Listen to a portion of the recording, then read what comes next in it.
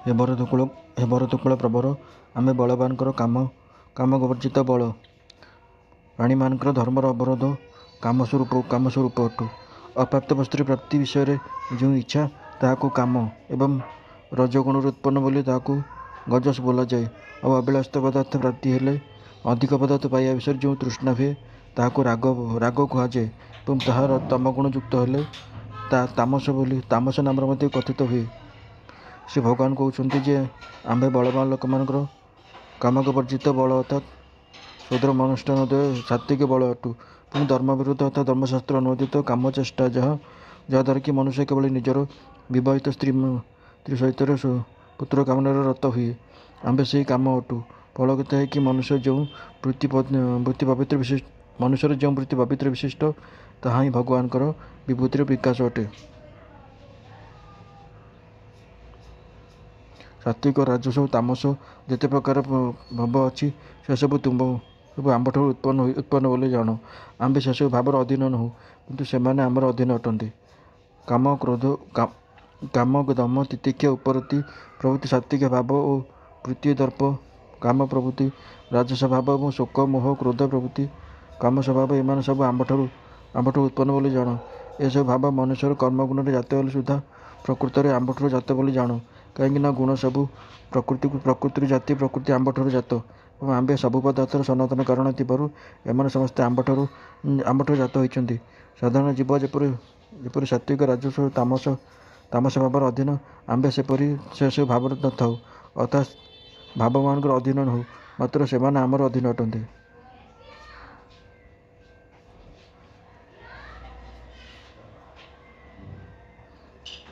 ये त्रिविध गुणमय भाव ये समुदाय जगत को मोहित करिछि। अतएव समस्त अपेक्षा आम्भे श्रेष्ठ और अविनाशी बोली कई जानी पारु नाहंती। केवल अर्जुन को एपरी सन्देह हे भगवान जदि एपरी विभूति गुण अच्छी तेज लोक मैंने चिन्ह पार कहीं अर्थात परमात्मा सर्वशक्तिमान इत्यादि इत्यादि पर न चिन्ह केवल वासुदेव व नंदनंदन इत्यादि साधारण मनुष्य पर गणुंट कहीं से अंतर्जाम श्रीकृष्ण कहते आम्भे पूर्व जो गुणत्रय तथा सात्विक राजस और तामस ये तीन स्वभाव कथा कहलु से भाव ए समुदाय जगत को मोहित करिअछि। सुतरां आम्भे से गुणमय भावमान अपेक्षा श्रेष्ठ और अविनाशी हेले हैं लोके आम्भ को चिन्ह पारती नहीं। जपरी कौन व्यक्तिर चक्षुरे विवेर जन्मिले से परल पड़े से कौन पदार्थ देखिपारे नहीं अथवा कामल रोगाक्रांत व्यक्ति कौन पदार्थर सगुण स्वरूप देखि न पारे समस्त पदार्थ को पित्तावर्ण देखे सेपरि त्रिगुणमय स्वभाव द्वारा जगतर प्राणी मोहित हो आम्बर स्वरूप विषय जानीपारती नहीं। आम्बर ही आश्चर्यमय त्रिगुणमय माया को जय करने सहज नुहे किंतु जो मैंने आमर एकांत भक्तिर भजन करती से माया को तरी जाती।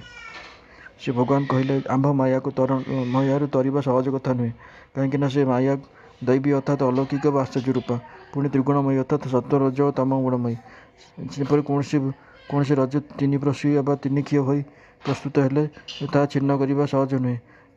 यह शुणी काले अर्जुन पर सन्देह हे जे माया त्रिगुणात्मिक प्राणी मात्र त्रिगुणातीत केवल माया को तरीबार कौन उपाय नहीं पुणी समस्ते माया मोहित होइथिबार भगवान को चिन्हबार कौन उपाय नहीं। से भगवान कहते माया एपरी दुस्तर हेले जो मैंने आम्भ ठार एकांत भक्ति रखी आम्बर उपासना करती से माया को तरी जाती। माया आवरण अंतर हो गले भगवान स्वरूप दर्शन करी से व्यक्ति कृतार्थ हुअन्ति। पापी अविवेक अधम लोक मैंने माया प्रभाव ज्ञानहीन असुर स्वभाव व्रत हो आम्भ ठार शरण बसती नहीं। जब एकांत भक्ति करे परमेश्वर ठार शरण बसिले माया बंधन चिन्ह हुए तेबे समस्ते ता करूना कहीं अर्जुन काले एपरी आशंका करेंगे से भगवान कहते जे जो मैंने पापी सर्वदा पाप कार्य अनुष्ठान करती से आपणर प्रवृत्त हिताहत जानीपारती नहीं। से अविवेक लोक मैंने नितांत अधम से आम्भ को भजन करती नहीं। शास्त्र पाठ व उपदेश द्वारा जदि से किसी ज्ञान हुए माया प्रभाव विनिष्ट हो जाओ से दर्प दंभ अभिमान क्रोधादि द्वारा उन्मत्त हो असुर स्वभाव प्राप्त हुअन्ति। अतएव से संसार भाषण छाड़ी आम्भ को भजिबे किपरि। हे भरतकुलश्रेष्ठ अर्जुन विपदग्रस्त ज्ञानाभिलाषी अर्थकामी और ज्ञानी ये चारि प्रकार व्यक्ति आम्भ को भजती। भगवान को साधारणतः भक्तमान को साधारणतः दुई भाग विभक्त कर सकाम और निष्काम। ଏ ଶ୍ଲୋକରେ ଆର୍ତ ଜିଜ୍ଞାସୁ ଅର୍ଥାତ୍ ଏମାନେ ସକାମ ଭକ୍ତ, କିନ୍ତୁ ଜ୍ଞାନୀ କେବଳ ନିଷ୍କାମ ଭକ୍ତ ଅଟନ୍ତି। ବ୍ୟାଧିରେ ଯନ୍ତ୍ରଣାପ୍ରାପ୍ତ ବା ଭୟରେ ଭୀତ ଅଥବା କୌଣସି ପ୍ରକାର ବିପଦଗ୍ରସ୍ତ ବ୍ୟକ୍ତି ସେହି ବ୍ୟାଧି ଯନ୍ତ୍ରଣା ବା ଭୟ ଅଥବା ବିପଦରୁ ରକ୍ଷା ପାଇବାକୁ ପରମେଶ୍ୱରଙ୍କଠାରେ ଭକ୍ତି କରନ୍ତି ଓ ଶରଣାପନ୍ନ ହୁଅନ୍ତି। ଏପରି ଭକ୍ତଙ୍କୁ ଆର୍ତ ଭକ୍ତ କୁହାଯାଏ। ଯେପରି ଗଜେନ୍ଦ୍ରାଦି।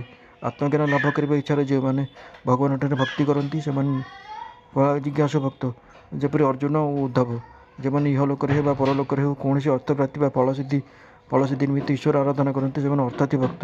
ସୁଦାମା ଓ ସନ୍ଦୀପନୀ ପ୍ରଭୃତି ଏହି ଶ୍ରେଣୀର ଭକ୍ତ। ଆଉ ଯେଉଁମାନେ ରୋଗ ବ୍ୟାଧି ଫଳକାମନା ବର୍ଜିତ ଓ କଠୋର ବୈରାଗ୍ୟଯୁକ୍ତ ହୋଇ ଈଶ୍ୱର ଆରାଧନା କରନ୍ତି ସେମାନେ ଜ୍ଞାନୀ ଅଟନ୍ତି। ନାରଦ, ପ୍ରହ୍ଲାଦ, ସନକ ଓ ଶୁକ ପ୍ରଭୃତି ଜ୍ଞାନୀ ଭକ୍ତ ଅଟନ୍ତି।